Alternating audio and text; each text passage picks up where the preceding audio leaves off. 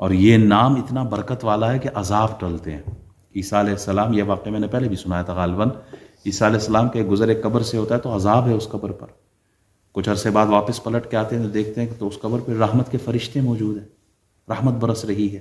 مالک یہ کیا معاملہ ہے؟ کچھ عرصہ پہلے تو عذاب تھا، آج اس پر رحمت برس رہی ہے، کیا مسئلہ ہے یہ؟ اس کے پیچھے کیا حکمت ہے؟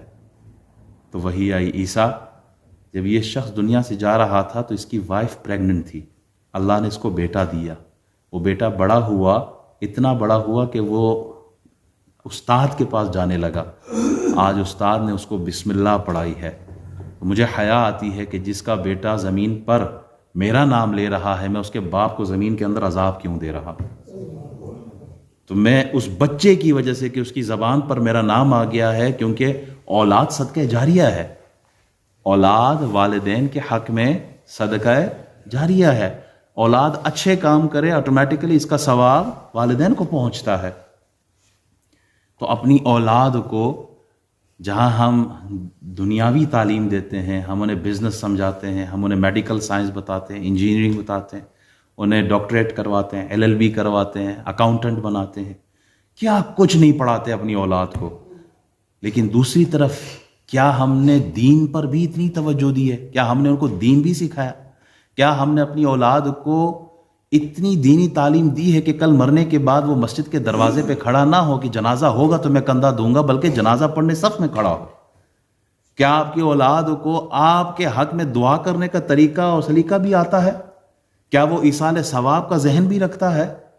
کیا آپ کی اولاد نماز پڑھنا بھی جانتی ہے کہ نہیں؟ یہ سارا کچھ آپ ہی کے فیور میں جائے گا اگر اولاد دیندار ہوگی۔ یہ جتنی ڈگریاں ہیں، ماسٹرز کی ڈگری اور انجینئرنگ کی ڈگری، میڈیکل سائنس کی ڈگری، ساری ڈگریاں جو ہے وہ دنیا کی حد تک ہے، لیکن دین یہ ایک ایسا خزانہ اور تحفہ ہے رب کی طرف سے جو قبر کے اندر بھی آپ کو اکیلے نہیں چھوڑتی، وہاں بھی آپ کو فائدہ پہنچاتی۔ ہم ساری زندگی محنت کرتے ہیں، اولاد کے لیے کچھ بچانا ہے، کوئی گھر بنانا ہے، بزنس سیٹ کرنا ہے، بڑے ہوں گے تو ان کی شادیوں کی فکر ہوتی ہے، پھر ان کے بچوں کی فکر ہوتی ہے، اولاد کی فکر ہوتی ہے۔ مرنے کے بعد جو نہ ختم ہونے والی زندگی ہے اس کے لیے ہم نے کیا کیا؟ اصل کمائی تو ہماری وہ ہے کہ ہم سے ہمارا رب راضی ہے کہ نہیں۔